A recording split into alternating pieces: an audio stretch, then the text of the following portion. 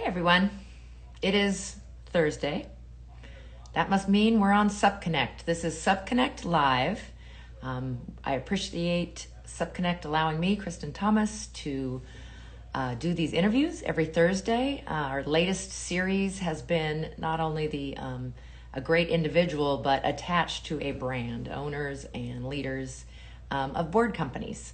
So today, last week, thanks for joining us. We visited with Sven, who ended up on the water. It was actually Friday morning in Thailand, where Starboard is located. So remember, you can catch up on all of these past interviews on YouTube. We also have a Facebook group, Supconnect Live Discussions.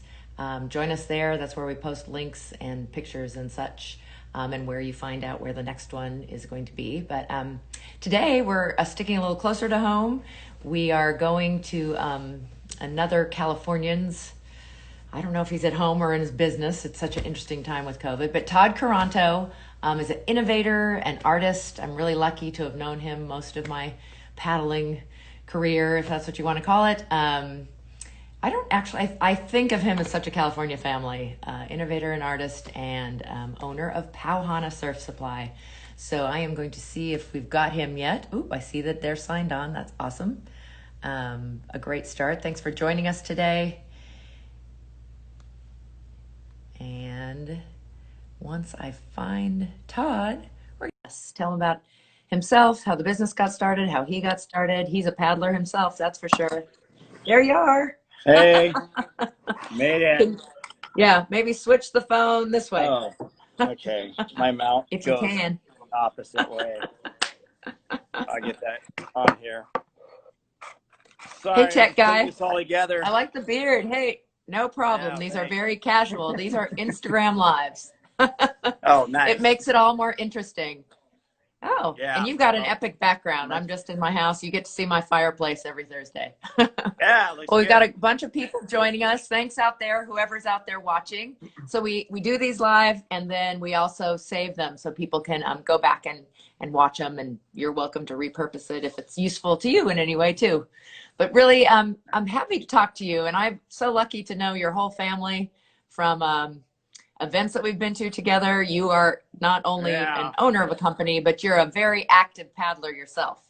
Oh yeah, I mean, that was way back in the day when we started racing. I think it was with Coco and Tamara down like in Redondo. I mean, like when there was maybe 5 people, I think, in the water racing. So yeah, it's been a while. And I remember like even surfers were still like, what are you guys doing? What is that thing? What do you have? What is that?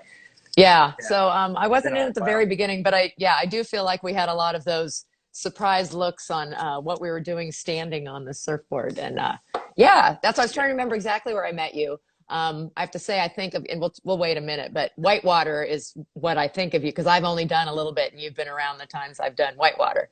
But let's kind of start with you and your background. I mean, and the business, of course, but were you a water person forever, or outdoors, or was stand-up your first inroads? I've always been like split between the mountains and the ocean. I mean, growing up as a kid, my dad would always take us camping at the beach in South Padre Island, Texas, and we would drive way down to where there was nobody, and if you pitch a tent, he wouldn't bring any food. He's like, we're only gonna survive off what we catch. And I remember he used to catch a ton of crabs.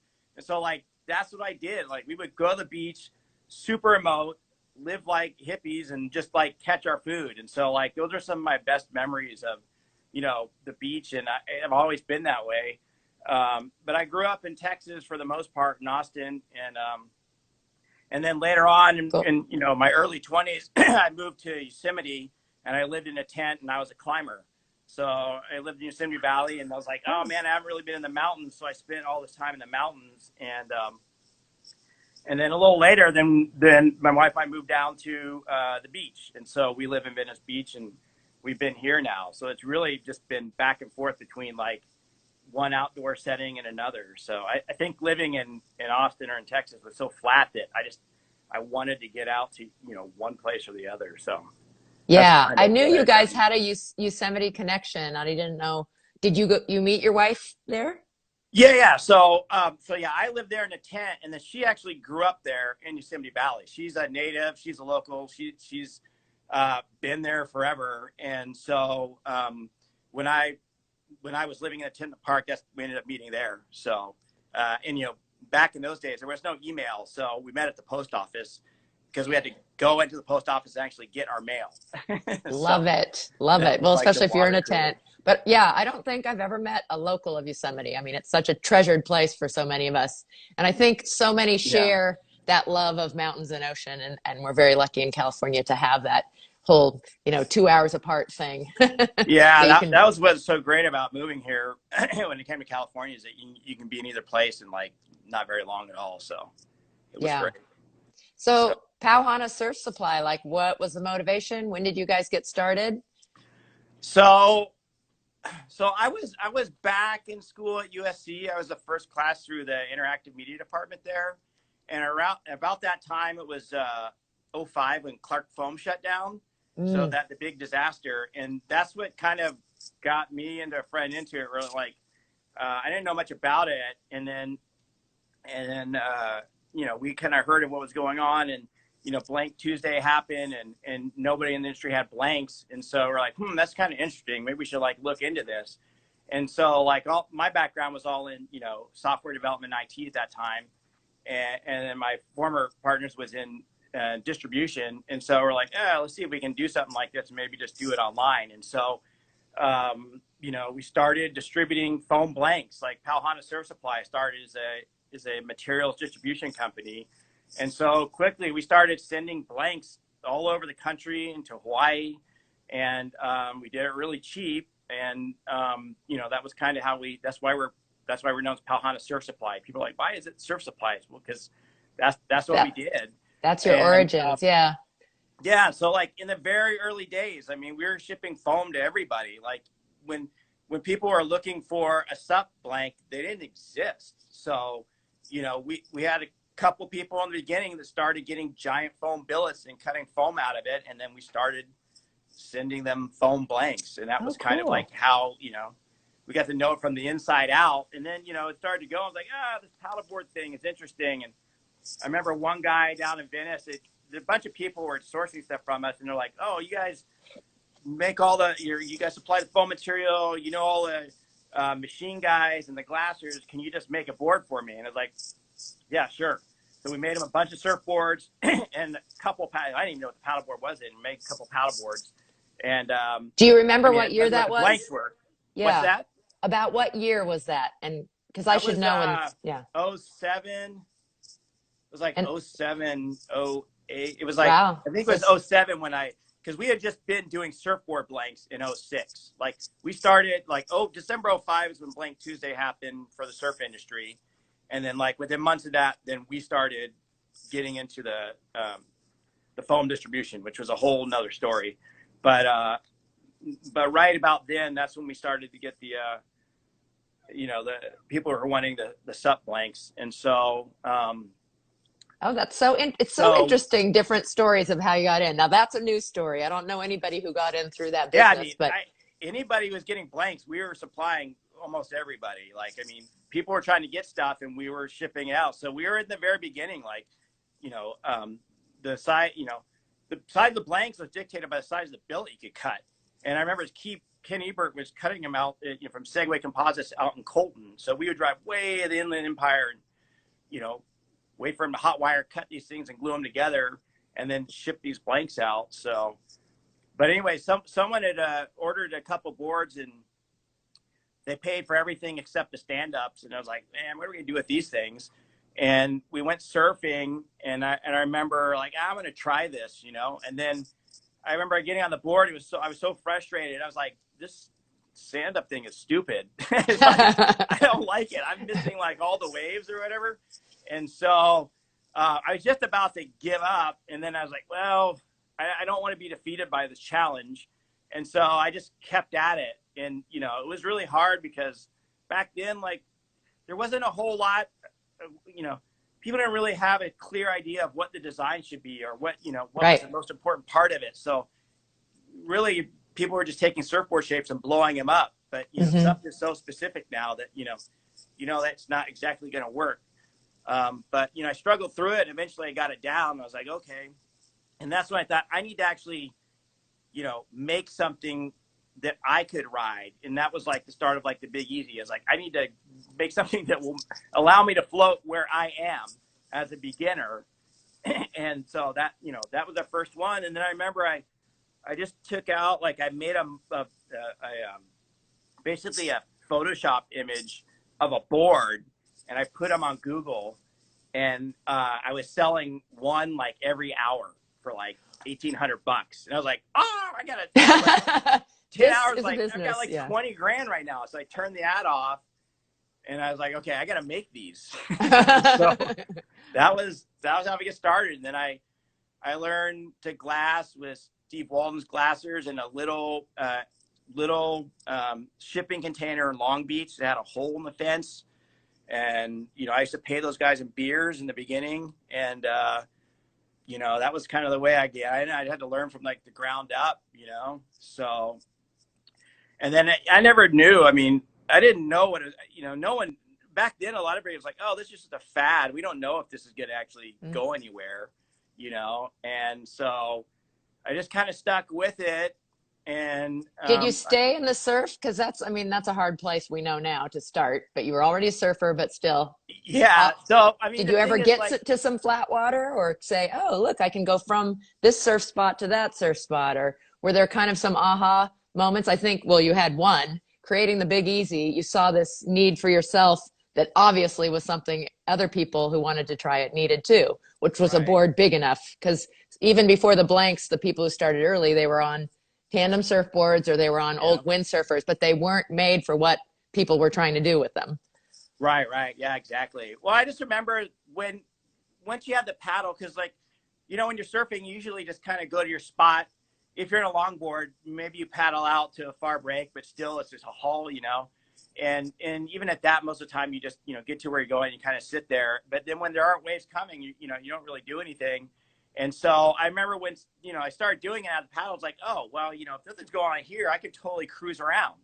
And I remember thinking, oh, this is cool. Like I have way more freedom. And then the other thing was like, I can see super far. It's like, I'm not laying at water level. Like I'm standing up and I can see a lot farther than everybody else to know what's coming. And so I was like, oh, there's something to this, And I just remember thinking at times like, oh, wow, this is just going to add, it's like a new kind of platform. It's just going to, I just remember seeing at that point, like, oh, there's a lot of possibilities I don't even think we've considered yet. And so I thought at that point it's going to be something different, but the industry hadn't started yet. It was still like not very many people doing it.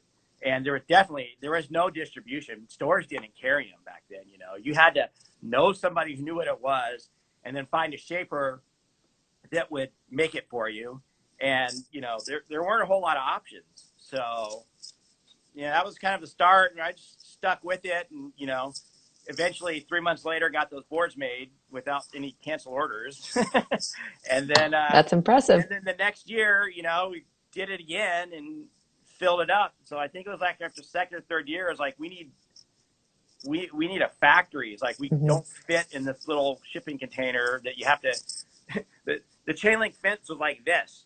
They're like going through a rusty chain link fence. So we're carrying boards underneath this chain link fence. So anyways, then we ended up, trying to, where did we go? We got a warehouse. Go to production. Yeah. And then it was really hard to get production. Then I think we went to Asia, like shortly after that, one of the very first factories there, a couple Aussie guys and some Chinese guys. And that factory's kind of spawned every other factory in Asia. Well, with the exception of Thailand. But anyways, that was how the start was. That's how we got into it. Well, truly one of the OGs in there from the beginning, especially in the business world. And that is hard, even exponential growth curves start really slowly before they go skyrocketing. Yeah, the thing is like, what am I doing? What if it turns out to be nothing?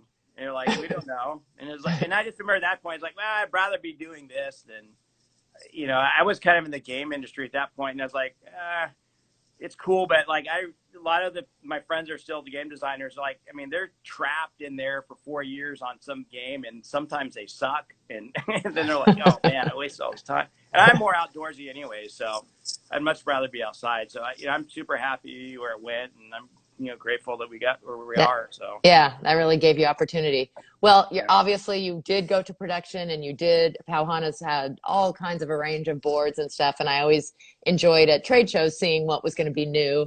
Um, like when I picture Pau Hana, I picture that iconic mat that was kind of cut out and is really cool. Was it tribal design-ish or? oh yeah, that was the first. Yeah, the Oahu is probably one of our most popular boards. I actually remember at the time that um, we were all making like bamboo wood deck boards, and then I remember everybody taking like the EVA and just slapping it, covering the whole thing up. And I was like, Yeah. oh man, what's the point of having all this beautiful wood on your deck when you can't see it? So that was like, oh, let me think if I can, design something in here where, you preserve the craftsmanship of the wood and you can see it. So yeah, that was whatever, that was, I don't know, Well, one of you our first definitely, I early mean, successes. yeah. I mean, you're early and you're R&D, but I think of you as kind of the artistic side and the innovative I've always really appreciated in your stuff. You branched out and you've done a lot of different things. I remember you were one of the first ones I talked to about like really seeing the vision for, okay, this island, resort is going to want to do So this. And, like you were honing in on some really interesting markets early, I thought. And yeah. maybe, yeah.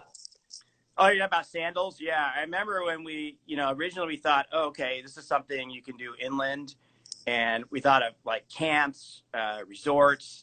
There's four things I remember off the bat. We're like, oh, you can do this, four things, and then so I remember we had gone to like Surf Expo, and this is way back. This has been like '08, I think, or maybe it's '09. I don't remember now, but I remember JetBlue had a jet pass for a month. I don't know if you guys remember that, but for about like $750, if you bought this ticket, you could fly anywhere on JetBlue as many times as you want for that month.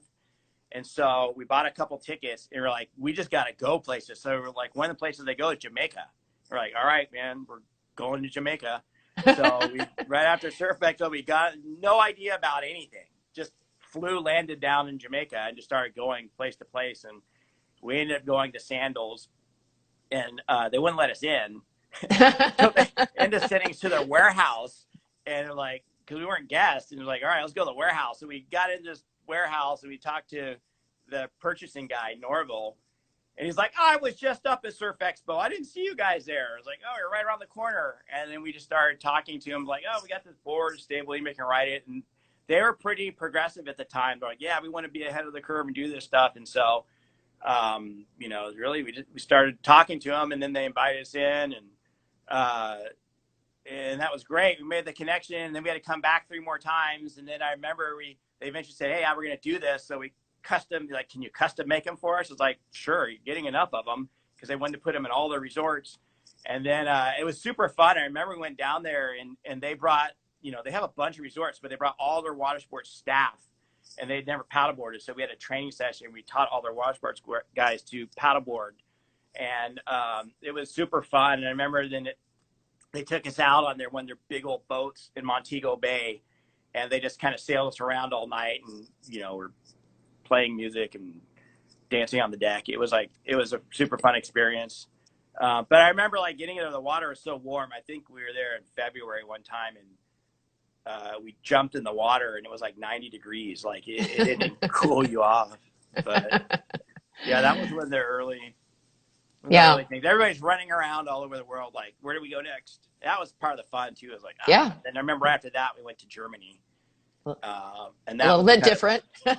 yeah, I remember like, wow, they've got a thing in Germany going on, and that was kind of our first connection to the kayak community. Oh yeah. So you went to one of the trade shows there? They seem to have 2 or 3 kind of biggies, right? Well, the kind of core one where like the best kayak in the world they all go to Paddle Expo. Or Paddle Expo, they used to have their award show there, and that's pretty much where I met all the other kayakers. And they're all mountain people too, but they paddle. And I remember that was the first culture clash thing where it's a sport based in surfing, but then it's now crossing over into these lakes and rivers, and these guys that are kayakers are like wanting to do it and pick it up.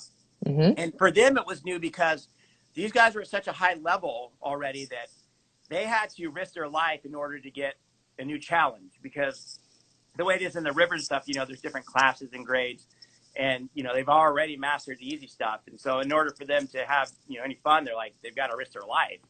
And I remember them, Nick Troutman commenting, was like, man, this is cool, man. I can go back on old, like class 1, class 2 rivers that I would have never done before. And it's brand new all over again. Right. I don't have to go over a waterfall. Yeah, exactly. I mean, now they are. I mean, they're dropping waterfalls and paddleboards. It's crazy. Doing all kinds of stuff.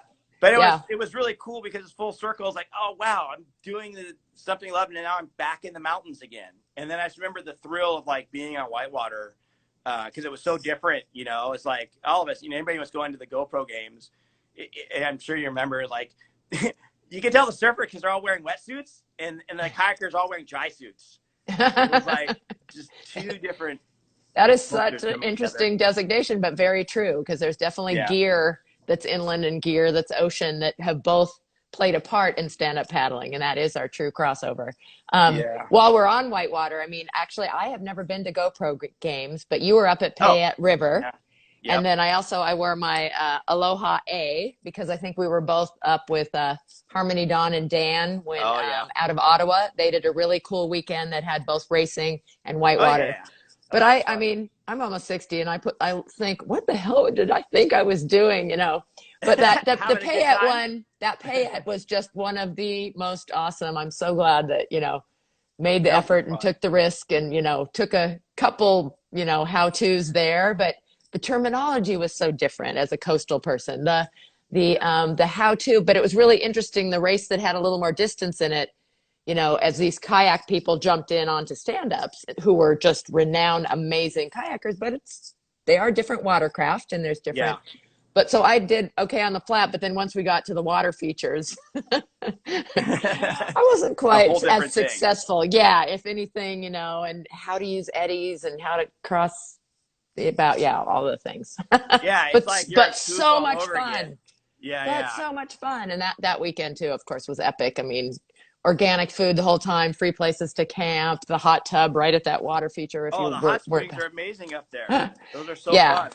So many cool things. And, Ottawa was amazing too. I somehow got to the end and was in a final, and I was going to be like having to do a 180 right above a drop and like, But hey, you got helmets, you got your quick release, you got your inherently buoyant PFD, different, elbow pads and stuff. I think I got those at one outdoor retailer. Did you do? I forgot the name of that river. Yeah, battle gear. Yeah, I just remember that Ottawa in Canada. I'd never seen a lake that big. It was massive. It's so wide. Like there's another part. I don't know if you went, but there's where we were paddling in that race. Then you're up above there. It's called the Main, and you go down the Main, and it's just. I remember coming over and it's like, I want to run this. So some of my friends, Elaine Campbell took me. She's actually our operation manager now, but I remember she was in a kayak. I remember her. Yeah. Oh, yeah. She's amazing. Yeah, Elaine took me down that, and they're like, you sure you want to go? I was like, yeah, I didn't know what to expect. And, like, we came down this feature called Coliseum. If you Google Coliseum on YouTube, you can see it. It's this massive waterfall. It's like 5 stories. And you come down, and, like, it comes to a V like this, and then up is like a tongue. It's like a triangle. And it's like 5 stories high. And I remember coming over it and like, oh my God. And there's no way over it. Like, I just went in and like just grabbing the leash, just holding on. And it like flushed me out the back. But it was the most intimidating thing I'd ever seen. Like, it was like just terrifying.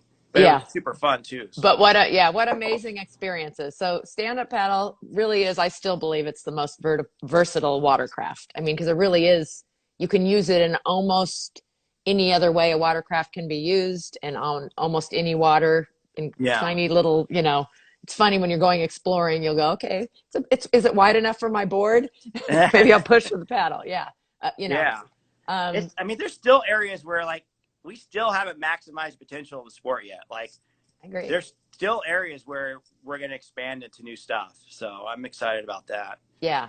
But it's so cool that it's so accessible. I mean, that women are into it, that you can, we've talked about this a lot, but in getting started, it's a piece of equipment you can carry by yourself. It's not as complicated. Right. It doesn't have as many pieces. You probably, even when you're older, can slide it on top of your, car, or inflatables are finally getting bigger in the US, and like they Yeah. have been in Europe and Asia, and you can have it in the trunk, and you can have it on the boat or in the back of your RV and carry it around with you. Yeah, I mean, it's really convenient to be able to toss it in the back of your car, you know. So it's wonderful. I think that it has that just huge range of being accessible to absolutely anybody, any family, any size, almost any age. But then it has all these like sort of peak high level Red Bullish experiences that you can have, you know? Yeah. Yeah, I mean, definitely. I mean, you could just you can just paddle like in the marina or on a lake and just be a recreational, you know, connect with nature, or you can go as extreme as you want. I mean, like, I'm super excited about the wing foiling now, you know, like the foil came real fast to the boards, and now, and now, you know, the inflatable wings that you hold so you can go downwind. And absolutely. It's like, even my friends that are kiters, you know, like they're like, oh, this is super cool. Cause like you get your long kite and the strings out there. Like, I don't have to have that. I can just get this short wing that I can hold on to. And I'm assuming everybody's seen this, but you know, you basically like this small wing, like a kite, and then you ride your foil board downwind. And a kite without the strings, or a windsurf, a sail without the mast. Handheld. Like, it seems you can go as extreme freedom. as you want. Yeah. So like, there's still so many ways to enjoy SUP that, you know, I don't know. There's just a lot of it. It's really cool to see that it keeps on progressing, you know? Yeah. So is Pau Hana Surf Supply making wings? Are you going off in that direction, or? Yeah, funny. We are. So after COVID hit, like during that quarantine, I didn't know if there was gonna be an industry.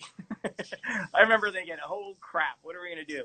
And then you know, and then it just became an avalanche. It's like, Jesus, we don't have enough boards. Like, you know, in the back of our warehouse, we have about like 10 years worth of prototypes and demos and stuff that I never thought, like, we got cleaned out. Like, people are coming, like, whatever you have, we want. Like, everything is gone. So it just completely changed everything. And, you know, I forgot what you asked me about that. Well, no, but that's kind of, I mean, the next question I was going to ask is, what's your take sort of on the surf industry? And you're saying kind of this COVID thing has really done a number, because people thought they were going out of business at the beginning, but then people are discovering the outside. So we have this wave of outdoor enthusiasts, and the water is certainly a big, huge chunk of that. And so for stand-up paddleboarding, it's been great. So how are you feeling about the direction we're going? And well, we still have COVID, but let's say, I mean, after we get through this. It was, I mean, the outdoor industry in general benefited, right? All bikes were sold out. Everybody who had paddleboard was sold out. I mean, it doesn't matter. Motorcycle, you couldn't get it this summer. And, you know, I think you know, it's a terrible thing that's happened, but, you know, the industry, what are you left with? You know, the social distance, it's like one of the best ways to do that. And you're outside. So, and I think the other part is that, since the travel industry didn't have any money, you know, like you're really not traveling, staying in hotels or going anywhere. I mean, that's billions of dollars of money that has nowhere to go. So, you know, it flooded into this because you got to do something. Hard goods, and hopefully by next year, you know, if things get more back to normal, you know, people start traveling again and doing that. There's not going to be quite as much, but it has got a lot of people into the sport, though. That's the thing, though. We just grew the base. So we have all these people who hopefully will get hooked like we've been hooked for the different reasons. And they will need that next board or go to try something new like a wing. So I'm pretty optimistic for how this will carry out. It's cool to see. And I think, like you said, we still haven't maximized so many aspects of our sport. We're still pretty disconnected. You talked about at the beginning. I mean, it comes up all the time, that kayak and canoe side and the surf side. And I was talking to someone today, like in the industry, the wind world could have, they are involved, but they could have tried to sort of take a chunk, like been a bigger participant in like the path to the Olympics. We could have been, we could be under, you know, that, you know, wind side of things too, because of downwinders and stuff, even before the wing came along. So we have tons of crossover. And then you've been involved in Pau Hana. I think you made yoga boards, fishing boards, you know, the fisheries that overlap with us, which is such a fantastic thing in so many ways, but such a kind of disjointed, all these different groups pulling. You know, we can't make them all sup, so, but we have to how do we make our connections and keep connected to all of them and still have, I think we're big Yeah. enough to have our own identity, but we definitely take a Well, lot from a lot of other groups. yeah, I mean, there's a lot of different niches that it goes into, you know, it just kind of shows the versatility of paddleboarding. In But terms of yeah, Pau Hana and your company, have you had some favorite directions that you've gone? I mean, for us personally, so I guess that's what I was going to tell you about you know, we went from bust to boom, basically.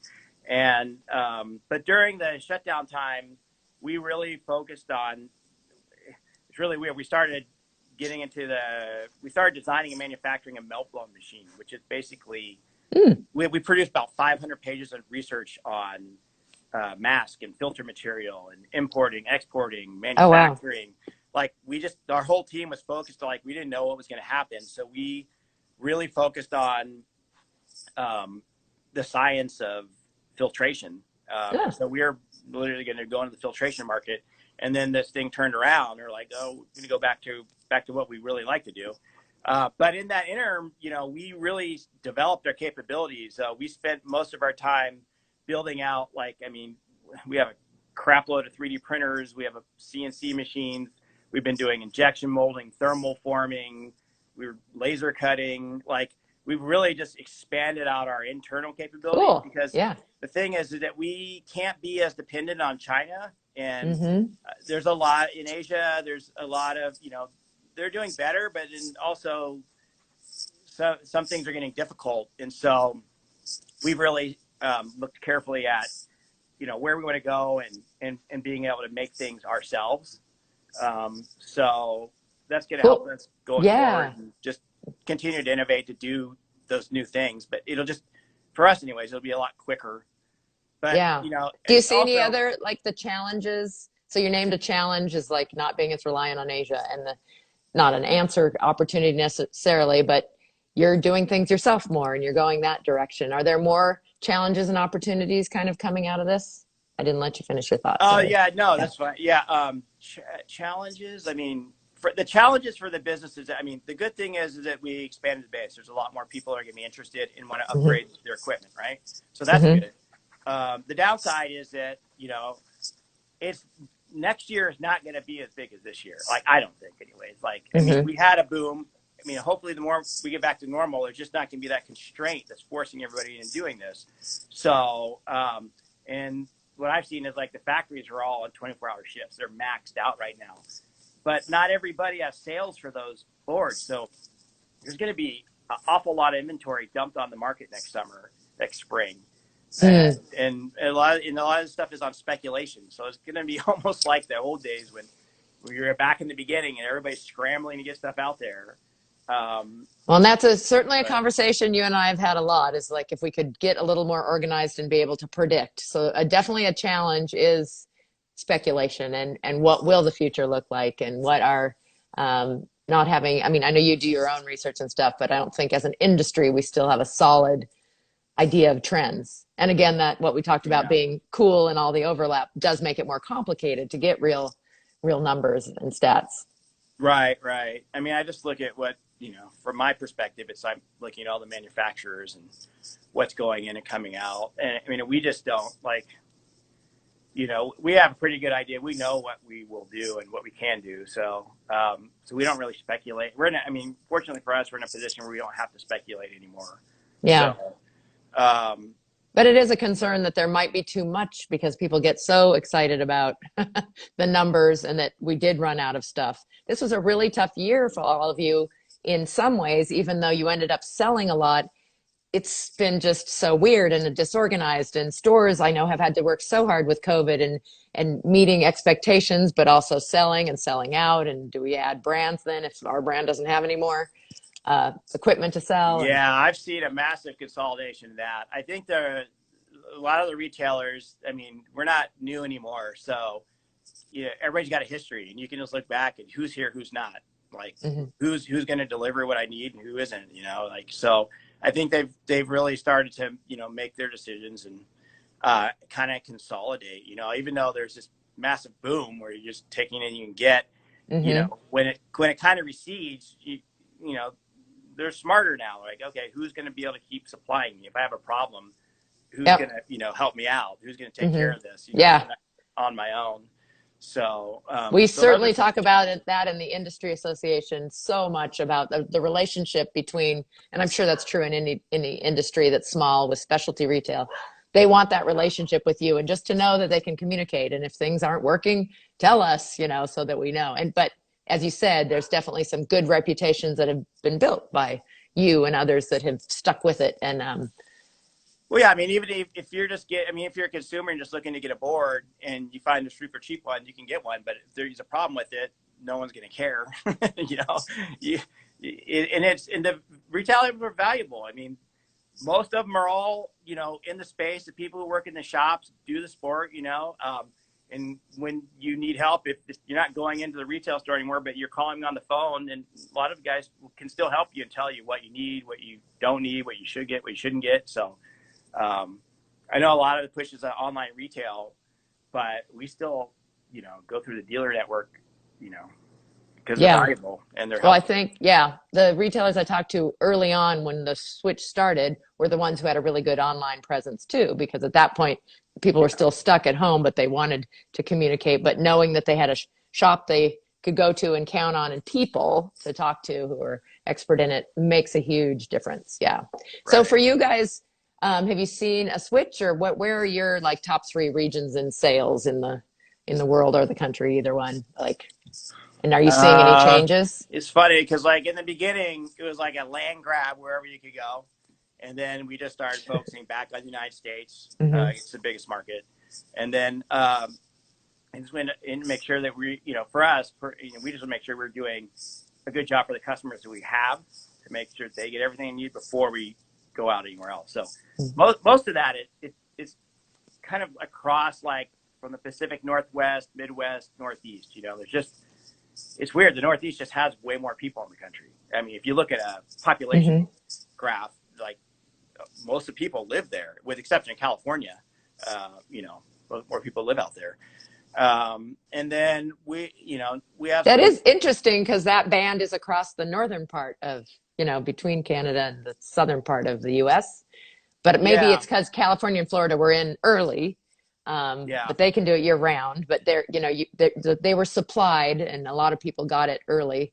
So that's interesting that it's Pacific Northwest, Midwest, Northeast. Well, yeah. But it I makes remember sense back too. in the Tons of early days, lakes. it was always like California, Hawaii, and then it went to Florida, and then it would spread to other places. So it's either like Hawaii or California, then Florida, then everywhere else. That I mean, it just seems to be Hmm. like the pattern, you know, of how it kind of distributes. And then now, you know, and so those places were really early, and you know, in all those places, you can get you know, the backyard shapers available. There's regular, you know, souvenir stores. There's surf shops. You know, and I think in the north parts, they don't really have as many like dedicated surf type shops and that kind of stuff. So I think they're more dependent on like traditional outdoor retail rather than like the surf industry type of retail. So Hmm. no, I don't know, but then going forward, like, you know, we're really excited about, you know, our new product, the Solo Sup, which is basically a whole paddleboard that fits inside of a little dry bag you can Oh, carry on your back. So very it's the cool. first hikeable Sup, and you know, like I said, it brings us back to like our roots because everybody who works here is either a surfer, a kayaker, a designer, and so and almost all of us go back and forth between both. So Mountains and yeah, sea. between Yeah. the mountains and the ocean. And so we're super excited about being able to access all these high mountain waterways and lakes and Love stuff it. like that. So you go Yeah. for a 3 mile hike and bring your board and get on the lake. So Yeah.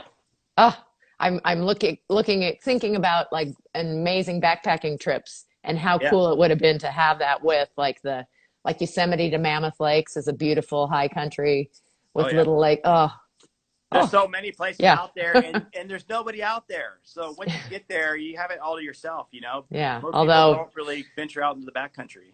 yeah, What's a that? little more of it now, I hear. I live at the Yeah, top of a mountain bike and hiking trail, and I've never seen so many people doing that both of those in the last, that you is know, true. six Or like months. I know even the surf break, my break over here, like in Santa Monica, I mean, just there's more people surfing than I ever seen in my life. Yeah. It's like normally maybe Thanksgiving Day or Christmas Day, there's a ton of people in the water. Like it was like this every day during the summer. It's like, where did all these people come from, man? So have you talked to any retailers about what they've done to make it work? Because a lot of them have turned it around. I know we have such different rules and stuff in the U.S. So it's been pretty funky, and like Orange County just went back to purple. I think you've been anyway, and so that things kind of start to open and close again and stuff. But have you? What's made it work? I mean, trying to think that the retailers that we have that are smaller retailers they do just a fantastic job of having a knowledgeable staff that helps the customers, and the people in their area know that they know what they're doing, and when they need advice, they go there. Those guys, and they've continued to do well. And then some of the bigger ones really focused on making stuff easy to get online. So, I mean, I know in REI's case, they closed down their new headquarters. They built a brand new headquarters in Washington. They were just getting ready to move into, and they sold it. And they're like, we don't need to have this footprint. People can work farther away. And so they've kind of like streamlined everything, which, you know, they were the first ones to move corporately in that direction of like, hey, why do we need all this office space?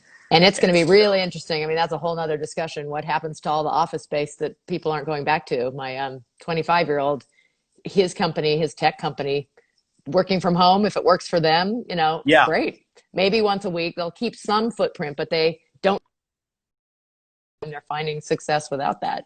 Saving money. My oldest daughter works at Apple, and she was going in every day, and then you're like, I don't have to go in again. She's like, like her and her team, they're all over the world. Like nobody works in the office anymore. They're not going back in, and they're like not ever planning on going back.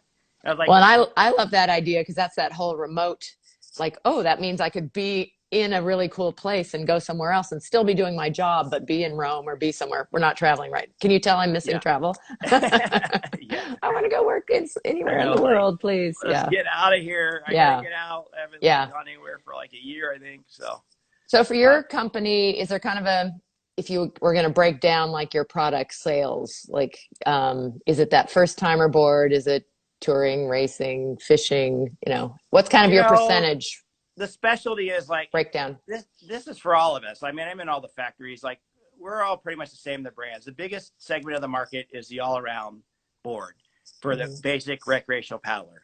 And I think each of us has our own specialty of like, you know, what we're good at and what people really know us for. You know, but like really, it's everybody. The all-around recreational paddleboard is the big part of the triangle. That's the biggest part of the base. And then as you get more specialized, it comes together and it's smaller and smaller. So like when you get into foiling and wing foiling, all that, it's a way, way smaller market.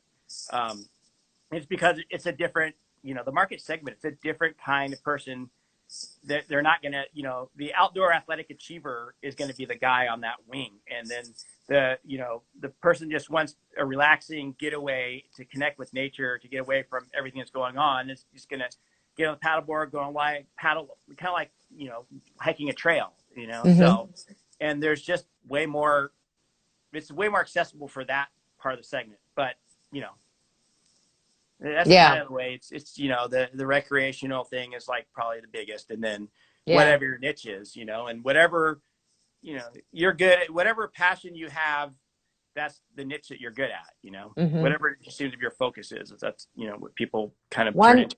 Yeah. Besides that inflatable category, one thing I'm seeing, and I wonder if you've changed it all, that recreational board all around for me being a Southern Californian was absolutely a surfboard style.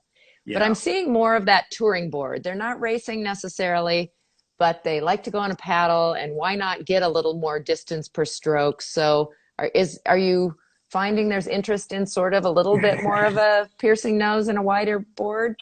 I mean, displacement hole, right? So like, any of us who started in the beginning, we know like, we're going to the ocean or racing, or you want a displacement hole board, right? You can't cover ground on like a surfboard. And I think, you know, we all know that, but as it kind of our sales guys are the same thing. It doesn't matter if it's in the Northeast. And I think there's still a preference, and there's nothing wrong with it, wanting to have something that looks like a surfboard on top of your car.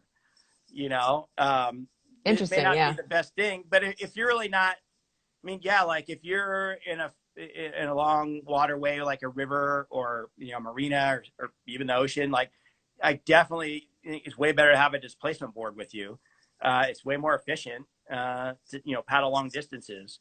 But yeah, you're right. I mean, But that is, can we making this argument from the beginning? This is what you guys really should be on for over here. No, we want this one. We want the surfboard. So, but that's okay. Maybe there's there's, you know, it's that building, and yeah, the next board you're going to get and what you aspire to get, and you should, yeah, have all of them. I don't think I asked you the meaning of Pau Hana. Not everybody knows it, and kind of you said like we kind of all have our little definition and what people know us for. Kind of explain the term, yeah, and then yeah. Oh, so Pau is over and Hana is work. So it means work is over. So it's what you do. What, you know, after. I know. I should have a beer right here. Cheers. Yeah, it's Hana time, right? Whatever you like to do to hang out with your friends, have a good time. It's kind of about the spirit of play and relaxing and it, you know, pursuing what makes you happy, you know, outside of work. And so that's kind of what we're focused on. And love that word.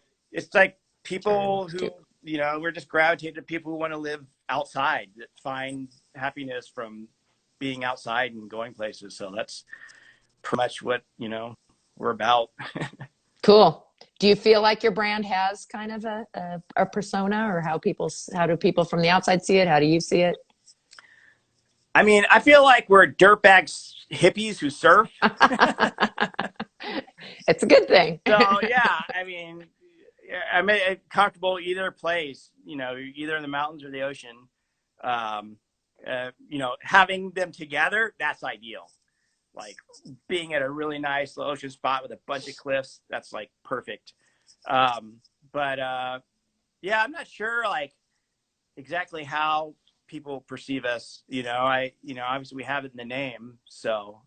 Like I said, my from the outside, I've always thought of you as artistic and innovative. I've always liked the look, and then you've always had really interesting explanations of why you were changing something or doing something through the years. So that's why I was curious if others see that way too. But I also know your family, and you have a very, I don't think of you dirtbag hippie, but super, like you have so many creatives in your family who have done such interesting things. You know, I think I've danced with all 5 of you at trade shows before.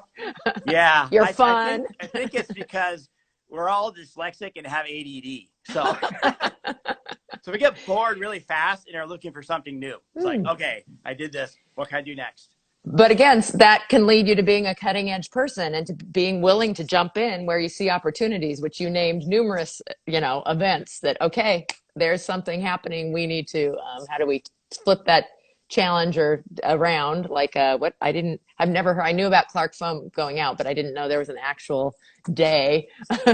Yeah. Blank Tuesday. Yeah. I guess if I was in the surf industry there, I would know that one. So I just think that is super cool. Such a great family.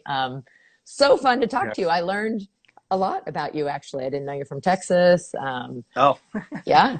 I hope your whole family's doing well. Yeah. I didn't know you lived in a tent in Yosemite. I think of that more as your wife's, you know, she's up there a lot, and she's a local. That's very, very, very cool. She lived in a house. She would bring me the scraps from dinner. She would basically feed me.